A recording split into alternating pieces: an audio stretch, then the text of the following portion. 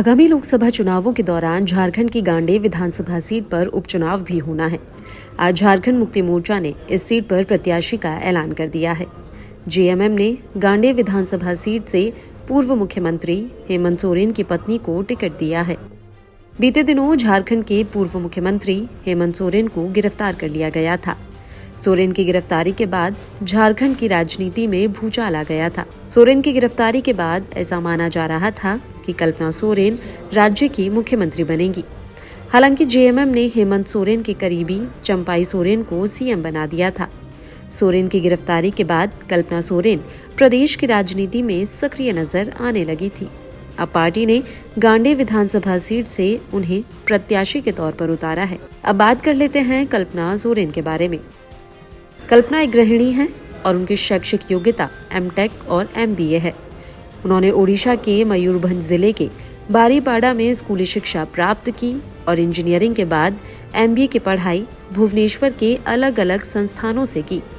उनका राजनीतिक सफर 4 मार्च को गिरिडीह जिले में झामुमो के 51वें स्थापना दिवस समारोह से शुरू हुआ, जब उन्होंने एक कार्यक्रम को संबोधित किया था।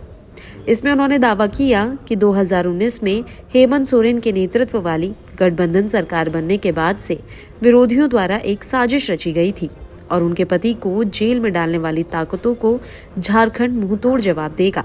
उनके पति हेमंत सोरेन को कथित भूमि घोटाले से जुड़े धन शोधन मामले में प्रवर्तन निदेशालय ने 31 जनवरी को गिरफ्तार किया था।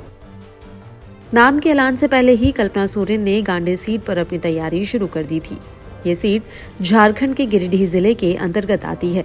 पिछले दिनों वहां कल्पना ने जेएमएम के कार्यकर्ता सम्मेलन को भी संबोधित किया था। हेमंत सोरेन की गिरफ्तारी से पहले ही कल्पना सोरेन के नाम की चर्चा ने झारखंड की सियासत में जोर पकड़ लिया था। जब हेमंत सोरेन को ईडी गिरफ्तार कर सकती थी तो उन्होंने पार्टी नेताओं की एक बैठक अपने आवास पर बुलाई थी। उस बैठक में कल्पना सोरेन भी शामिल हुई थी। उस बैठक में कल्पना सोरेन की तस्वीर वायरल हो गई। तब से ही ये चर्चा होने लगी कि अब कल्पना ही अपने पति की राजनीति को आगे ले जाएंगी। वहीं झारखंड में जेएमएम और कांग्रेस के बीच गठबंधन है। लोकसभा चुनाव को लेकर सीट शेयरिंग में जमशेदपुर लोकसभा सीट जेएमएम के हिस्से में आई है।